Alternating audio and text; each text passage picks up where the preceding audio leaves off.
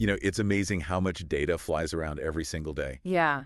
And you've sent over this really comprehensive snapshot. Mm-hmm. It's the Pantheon AI morning briefing. This one's from April 9th, 2025. And what we really want to do, I think, is just boil it down, Right. pull out the really crucial bits, understand the bigger picture, maybe save everyone some time wading through it all. Absolutely. That's the goal. So let's just dive right in. Yeah, let's do it. This Pantheon AI briefing, it gives a great overview of the landscape that morning.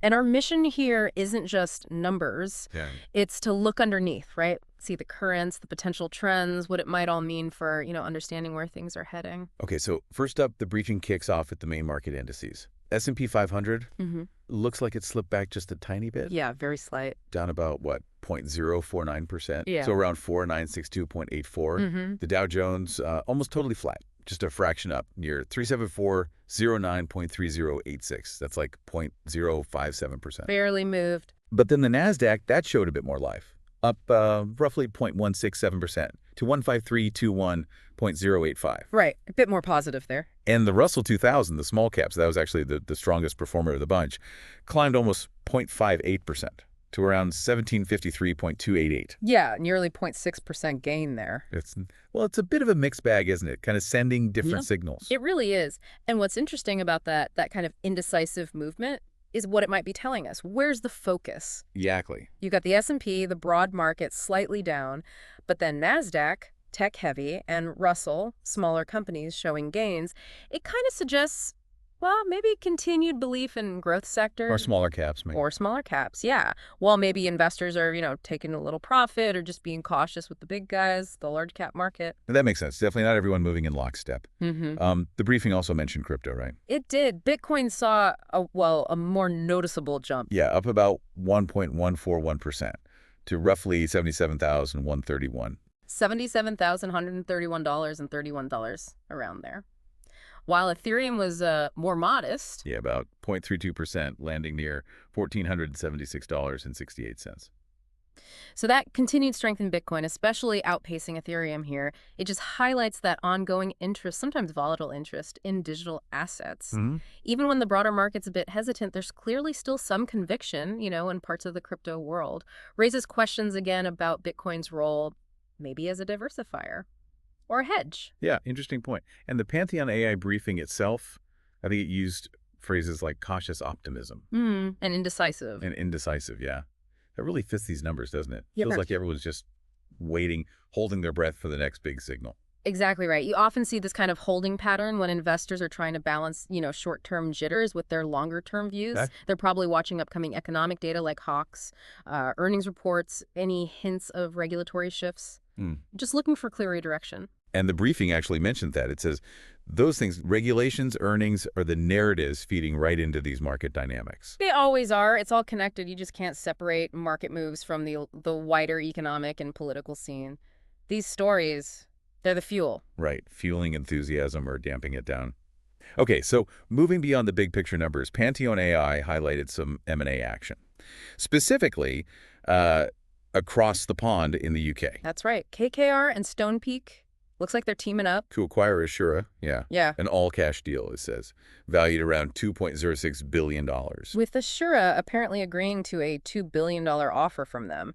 That's a significant chunk of change. Especially all cash. Exactly. That's what's striking. Right. In what you could still call a, pretty uncertain global economy, it really suggests KKR and Stonepeak see some serious underlying value in Assura. Which is in UK healthcare infrastructure. Right. So their willingness to put up that much cash probably signals a strong belief in the, let's say, stability and growth potential of that specific sector, healthcare infrastructure. So the briefing then asks, okay, is this a one-off? Or does it point to maybe a bigger trend, like consolidation happening because markets are uncertain? That is the million-dollar question, isn't it? Yeah. I mean, one big deal doesn't automatically make a trend, but it definitely puts the idea on the table. Sometimes when things are uncertain, the stronger players do look to snap up maybe undervalued assets. Or just solidify their position. Or just consolidate, yeah. But it's also perfectly possible this was just a very specific opportunity they spotted. We'd need to see more deals like this, in the UK, maybe wider Europe, to really call it a trend. Okay, makes sense. Watch this space. Another area the Pantheon AI briefing flagged was renewables. Doomy acquiring Hafram. Yes, Hafram, the Norwegian offshore wind contractor.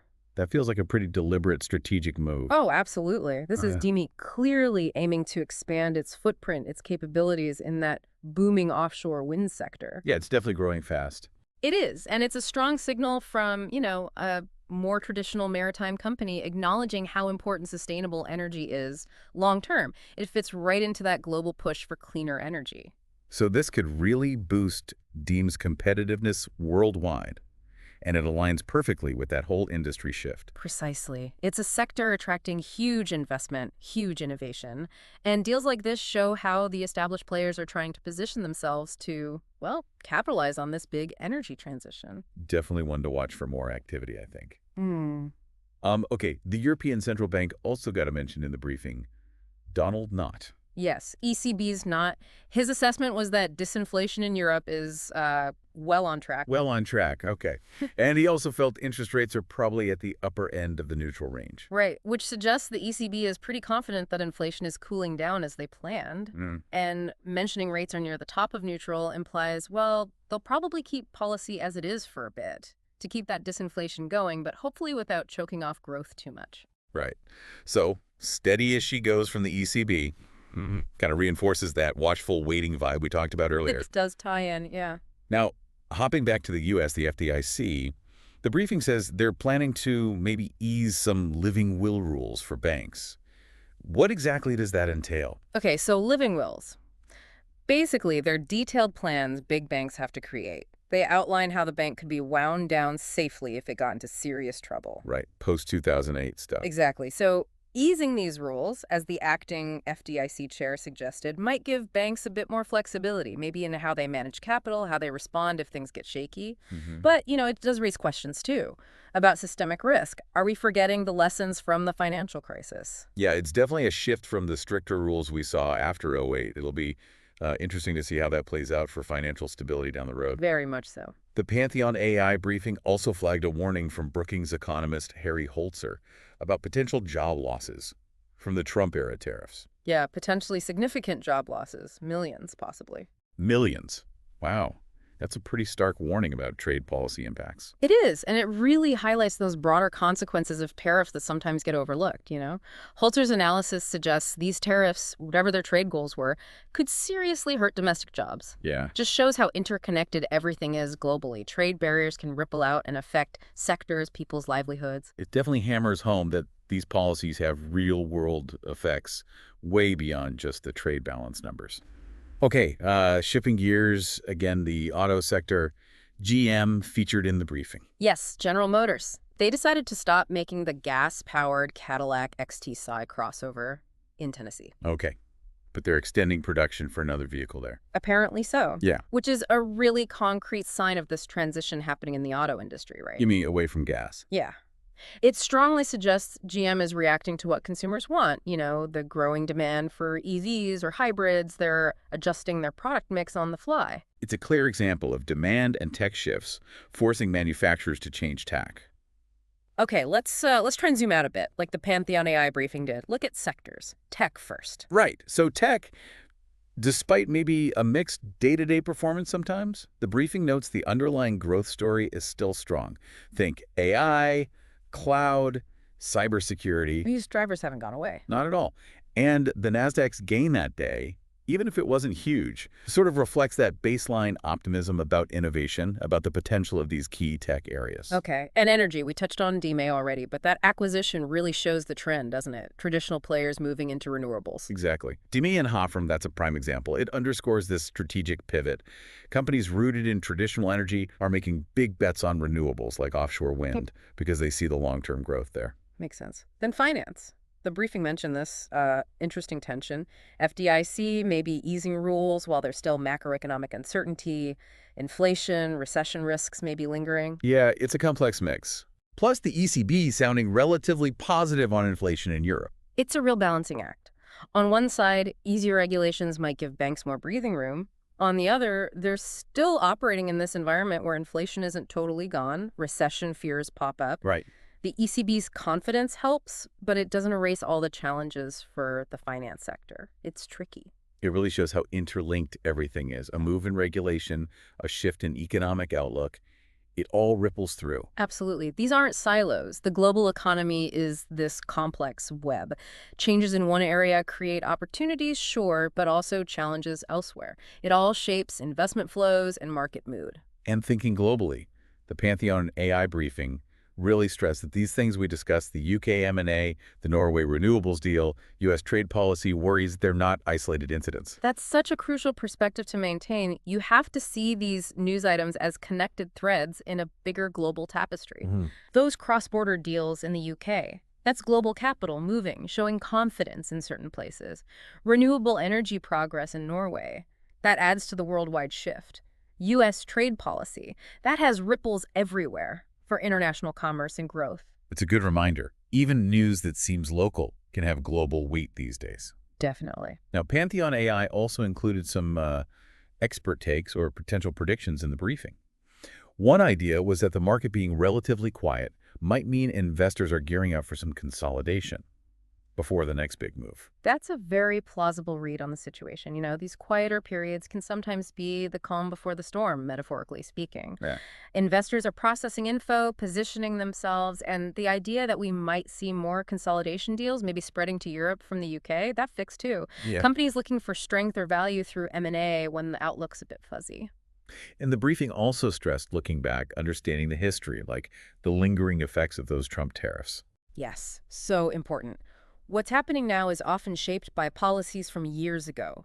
Investors who get that historical context are just better placed to analyze what current or future policies might mean long-term. Okay, so wrapping things up, trying to summarize the key themes from this Pantheon AI briefing. It sounds like we're seeing big strategic moves by companies, like those M&A deals. Significant corporate actions. Global markets constantly evolving, that steady push into sustainable energy. Yep, renewables momentum. Tech still showing underlying growth. And then finance, making these careful adjustments against, well, a somewhat uncertain economic background. That sums it up really well. It's this mix of major company decisions, regulatory tweaks, economic factors, all shaping the landscape. It paints a picture of maybe careful optimism in a complex world. So for everyone listening, it brings up some big questions, right? Like with this M&A in Europe, the renewables push, how does that affect your own portfolio strategy? Good question. And the potential easing of bank rules, is that an opportunity or does it add risk you need to watch? And maybe the biggest one, in this kind of uncertain climate, how do you balance reacting to the day-to-day noise with sticking to your long-term plan? Those are exactly the questions investors should be wrestling with. Understanding these big trends, thinking about what they might mean, that's crucial for making informed choices. Yeah. And remember, just staying informed, staying curious, that's a powerful thing when things feel uncertain. Resources like this Pantheon AI morning briefing, they're really valuable for getting that quick, insightful overview. Totally agree. Having that curated analysis like Pantheon AI provides, it really helps cut through the static in a market that moves so fast. It really does. In this age of information overload, just being able to quickly grasp the key points and their potential impact, that's gold. So the big takeaways from this briefing seem to be, markets were a bit mixed, but mostly modest moves. Crypto saw some gains, some really notable corporate action happening. Especially UK M&A, renewables. Right. And then that backdrop of potential regulatory easing in finance, meeting those ongoing economic questions. That's a great, concise recap. Captures the diverse forces at play right now. So maybe the final thought to leave everyone with is this. You've got this blend of caution, but also opportunity kind of simmering in the market. Are there maybe hidden chances emerging in these subtle shifts?